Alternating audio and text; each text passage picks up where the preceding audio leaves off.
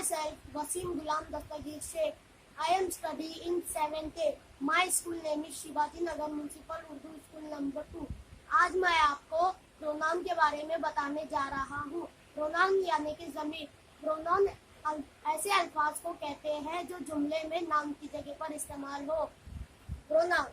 Pronoun is a word that takes place of a noun. Is a sentence. I, we, you, they, he, she, it all are pronoun.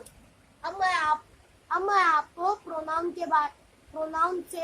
Pronoun से एक sentence बनाकर बताता हूँ. I am a boy. We are students.